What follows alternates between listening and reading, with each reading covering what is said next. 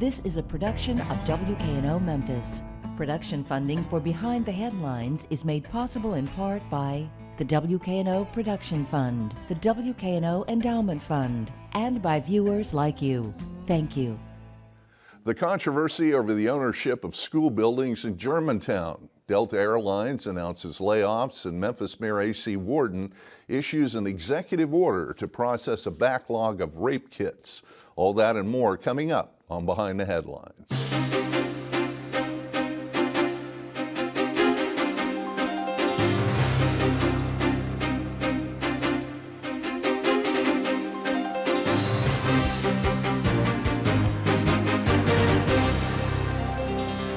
Welcome to Behind the Headlines. I'm Pierre Kimsey, sitting in for Eric Barnes, who's on assignment. Our panel today consists of Jackson Baker from the Memphis Flyer, Bill Dries from the Memphis Daily News, and Les Smith from Fox 13 News.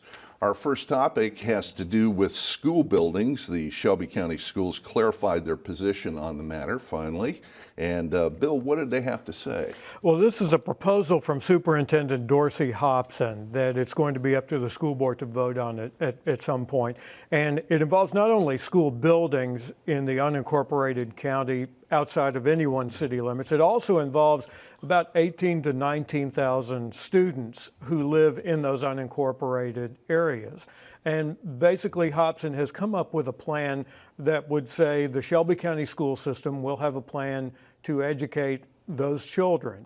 It will also take those school buildings and operate them, as well as 3 school buildings in Germantown: Germantown Elementary, Germantown Middle, and Germantown High School, and Lucy Elementary School in Millington.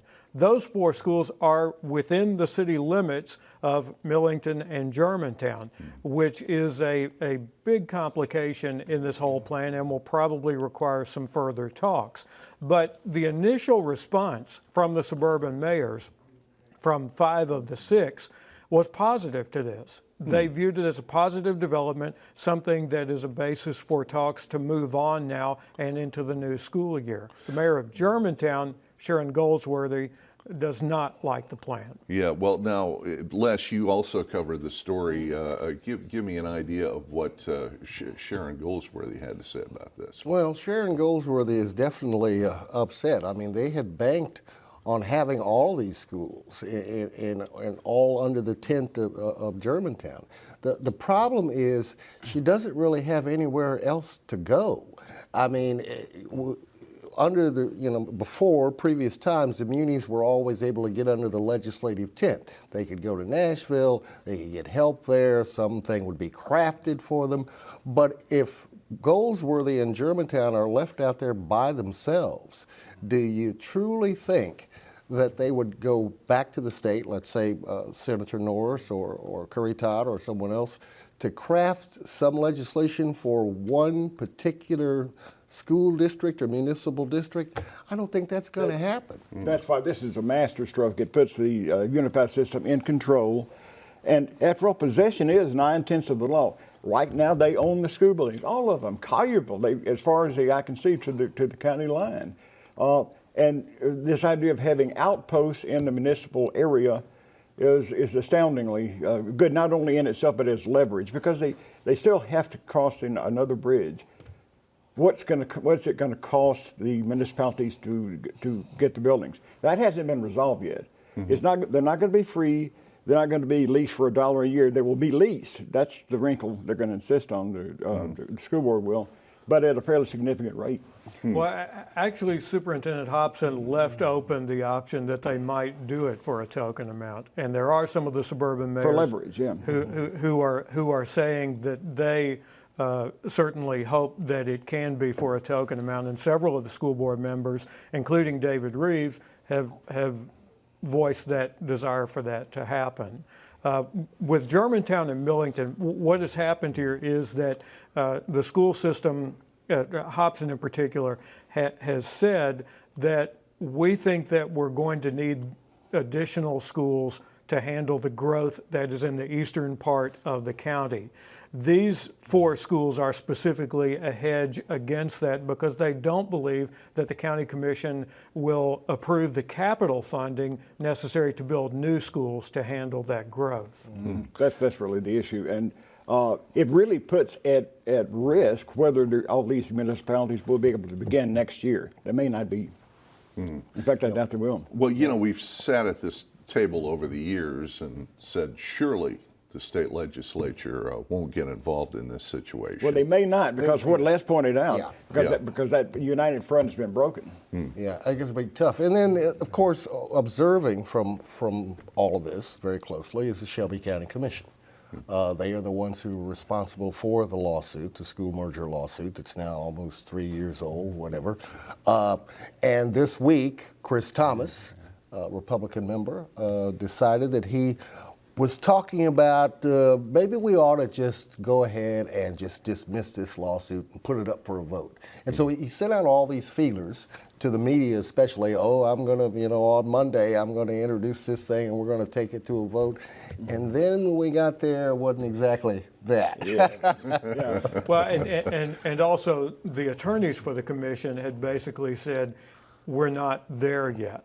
And Hobson had also been pretty adamant in outlining a very specific plan that whatever the commission did, it didn't really affect his plan. He feels like in all of this that the school system has an obligation to at least have a plan to educate these children in the unincorporated areas, even if there is some kind of open enrollment agreement where they could attend the suburban school districts. He feels like the school system has a legal obligation to at least provide a plan for their education in Shelby County schools. Did anybody here kind of poll the mayors, the suburban mayors? Everybody that goes where he seems to be. Keith McDonald, very importantly, is for it. Yeah. Yes, I talked to Mayor McDonald this week, and yes, he is very optimistic, he says. And for Keith McDonald to say that, I think that's a reflection of what's going on. It's a big breakthrough. Yes. It's a big breakthrough. Now, what I hear, the attorneys for the school board have asked for a 60-day extension. But they're putting out assurances that this thing will be settled in that length of time. Yeah, Judge they Mays, were very close to making Judge Mays, I think the date is December the 23rd. I think he gave. Right. He has granted the 60-day extension in the court case. And again, the school system seems content to let whatever happens in court happen in court independent of what they're doing. It's important to remember the Shelby County school system is not a counterclaimant nor a defendant nor a plaintiff in this lawsuit. They're certainly affected by it. Well, we should point out that that next week Sharon Goldsworthy will be on this program with Keith McDonald, so we will hear from them. We also should point out that Monday the commission will meet and vote on that Chris Thomas proposal, maybe, and the school board will meet that night and vote on the Hobson plan. Okay. Well, on Monday, Memphis Mayor A.C. Warden issued an executive order that would process rape kits that have been sitting on the shelf for years. Les Smith, you covered that story. You were at the mayor's press conference, and you have some details for us as to what went on. He had a good backdrop in which to do this. October is Domestic Violence Awareness Month, and at a news conference down on Beale Street, as part of it, he went into a little bit of detail about earlier in the morning. He had issued what they called an executive order specifically to Tony Armstrong, the Memphis Police Director, and to George Little, the Chief Administrative Officer, saying we've got to get these rape kits processed. I want it now. I want a systematic schedule of how they're being processed, when they're being processed, how many of them are being processed, and the cost doesn't matter. Now, we know earlier this year, when all this came to a head really back in August, the Memphis City Council allocated about $1.5 million to help get these things processed in different my ways. understanding was that Tony Armstrong, in front of the council, spontaneously kind of told them about these rape kits that were there. Yeah, he did. And here's the thing. I mean, these rape kits, some of and the materials containing them date back to the 1980s. that means that there were, and I think that Tony's really getting an unfair lashing here. Yeah, he brought it out, but these kits date back more than between 7,000 to 8,000 of them. I mean, back to the 5 or 6 or 7 or 8 or 10 Memphis police directors before him, Right, who yeah, apparently yeah. never said anything about this. Right, and he discovered it. And he Yeah, discovers right, it sure. and brings it out, and it's like, well, now it's your problem. You got to get it done. But I mean, it is a difficult situation. A couple of weeks ago, they appeared before the council, said that he and defense Shelby County District Attorney Amy Waterman, and they said, well, we hope to process like 400 a month. But that's dependent upon getting them to the TBI for testing and all those things Well, like how that. many rape kits are on backlog? Well, somewhere between 7,000 to 8,000. Plus, in addition, there are more than 6,000 pieces of things that could be brought into a rape kit. That's extraordinary. Well, though. it is extraordinary. 7,000, 8,000. That's probably why the San Francisco Chronicle carried the story. Yeah, this year, yeah, it this is. week. We've Yeah. been assured that we've been told that there are other cities that are in similar straits, but we've never been told which ones they really actually were. But yes, I mean, you have to put these things all together. It takes time, and this is the way, unfortunately, that this issue has been met in this town in a lot of ways. I mean, you had doctors who, treated patients in an emergency room. They took maybe a swab, or they took some piece of attire and threw it into a plastic bag, and then handed it over to somebody and said, "I'll take it to the police." Well, that's not the way to do it. And Well, there was so some this is the mess word. we have. There was some word that the state had gotten involved in this situation. Well, the state's going to have to end up finding a way to get these things off our hands, to move the process along. But it's not an easy process to do. It Right, takes time. This is a chain of custody issue. The cases that resulted here are cases that are in the state court system, and you also have a coming together of victims' rights groups as well as some justice groups who are saying the results, the DNA results from these kits, can convict people. They can also clear people who might have been wrongly convicted. Well, that gets to something that I was thinking about. I mean, here you have a horrible crime in which the victims have to suffer and wait for trial, and then compounded on top of that, you have this backlog. What are victims saying about this? Have you heard from the victims? Well, there were 2 victims alleged victims, because their rape kits had not been processed yet, but they appeared before the city council maybe about a month ago, and one woman's case, alleged case, dates back 25 years. She's been waiting 25 years. She thinks that her kit is among these kits. And yes, she's very much on tenterhooks as to what's going to happen. Now, these domestic violence advocates have been brought into this. Deborah Clubb with the Memphis Women's Council is one of the leaders of this. And she's saying, that there is the process itself, but then there is also the process of notifying people, notifying potential victims that, yes, you have a case here. And how that's going to be handled. Do you want, hey, I'm Sergeant whatever, or do you want someone who's experienced in counseling and that type of thing to call the victims and let them know what's going on? Because otherwise, as Deborah Clubb said, there have been instances from around the country where some people, this has eaten them up alive so much, they've committed suicide. We certainly don't want that situation to happen here. No. Well, I'm sure we're going to hear a lot more about this. Delta Airlines continued to cut back at Memphis Airport this week, and word came that they planned even more layoffs. You were covering that story. Bill, tell us a little bit about that. Right. We've already been dehubbed. Memphis International Airport has already been dehubbed by Delta Airlines. This is a step beyond that. We're going below 60 regularly scheduled flights a day to, I think, something in the neighborhood of 30, something like half of even what they had after the dehubbing. That means that Delta not only continues to drop the number of flights, it begins to now do away with the infrastructure that it's had here, flight crews. Yeah, because a year ago they were doing 200 something flights out of here. Yeah. Probably a little more than a year ago. Yeah. At the peak of the hub, they were doing maybe 250, something like that. Yeah. Expensive flights, but frequent flights. Well, now they're eliminating the crews that are based here. That means jobs that are lost here. So this is kind of a next step on it. The irony is that this comes just a few weeks before Southwest begins to really step up its game at Memphis International Airport, and as Southern Airways, a much smaller operation, begins to expand the markets that it's flying into.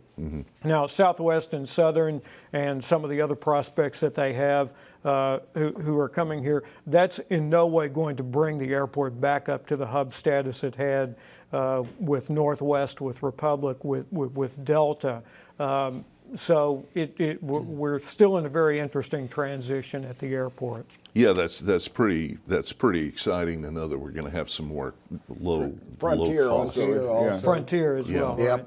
Yep, a flight to Denver, I believe. Yeah, and they tried to make a go of it before. They did. did. Frontier actually became the example of what happens to discount domestic air carriers who come into the market and try to mess with. Well, in Frontier's case, it was before the Delta merger. It was Northwest, and Frontier came in, and Northwest promptly dropped its fares to a ridiculous level, put on more flights to the exact same places Frontier was going, and Frontier was gone in less than a year. Yeah.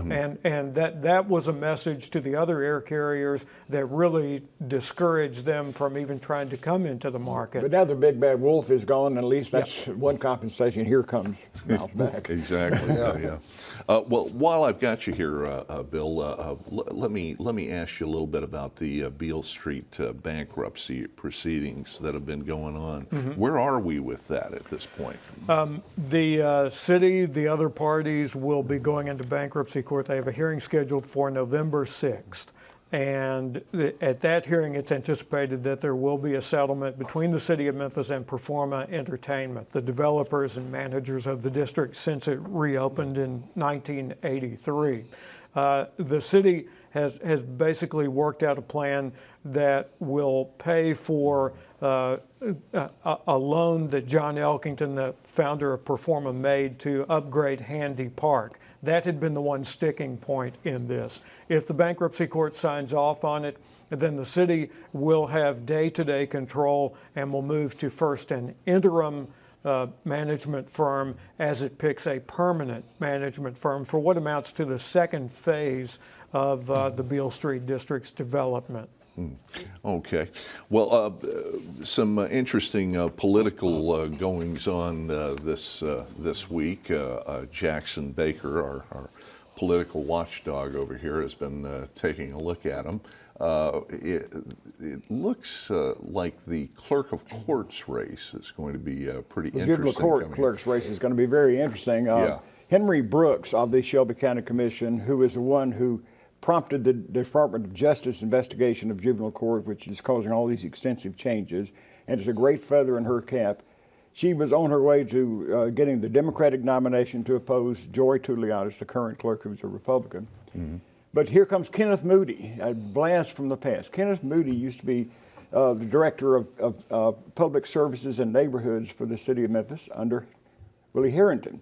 He left office at the same time Harrington did, and he left under something of a cloud, because although he personally was not administering either animal services or the rate prices center at that point, they both had big messes going on, and that he's going to have to take that baggage with him into a race. But he has declared, he is about to declare, he has indicated he's running for the Democratic nomination against Henry Brooks for juvenile court clerk. That's going to be quite a race because it brings in some long-standing political figures into play. Now, Kenneth Moody, of course, did have Willie Harrington's support. He was part of his administration. He has Sidney Chisholm's support, Commissioner Sidney Chisholm's support. He has Harold Byrd's support, a very influential, the very influential Banker Bartlett president. He has Gail Rose's support, a very important philanthropist, activist. Right. And so he's going to have money, he's going to have support, but he knows he's got that baggage. I asked him about it the other day. They're going to bring this up. You know they're going to bring up. He said, well, look, it was my responsibility. I was in charge. I'm a better manager now. He runs a security service. Henry Brooks will make those things an issue for sure. She will run on the feminist side of things and all the sorts of things that prompted Mayor Horton to issue his executive order on the rape kits. It is at heart a political issue along with the very real human issue. And it's going to be increasingly one. It will be involved in that race. It's also an indication of where the Democratic Party is at. 4 years ago, the local Democratic ticket slate of nominees lost every countywide race on the ballot. They recovered to some degree in the 2012 elections and won 2 of the 3 elections on the ballot then for countywide office. These 2014 elections are an important test of how unified the party is and its ability to unify after a contested primary election. I think that, again, to go back to that Moody and race, talking to him in 2009 when all this came up, MSARC and Memphis Rape Crisis Center and all this, he was very disappointed, not in just his performance at that time.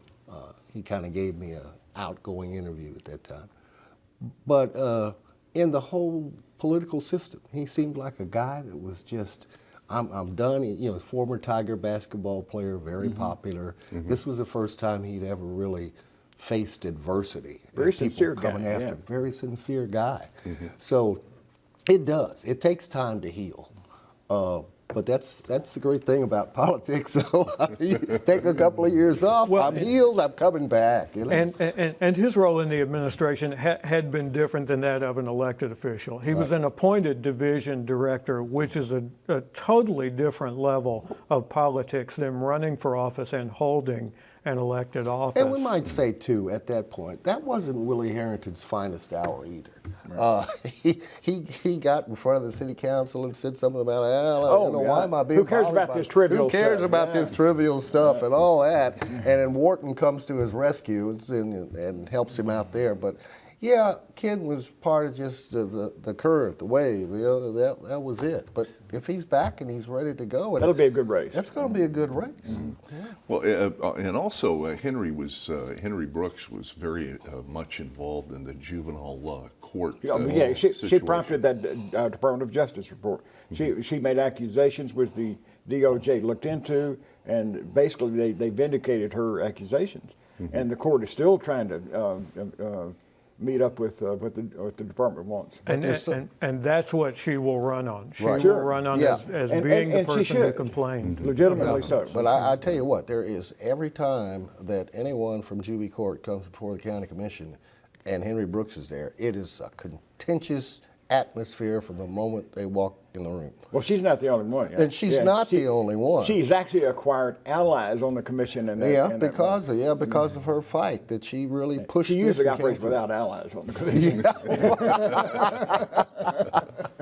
Well, listen, in the less than 3 minutes that we have left in the program, I wanted to talk a little bit about Jocelyn Wurzburg. Yes.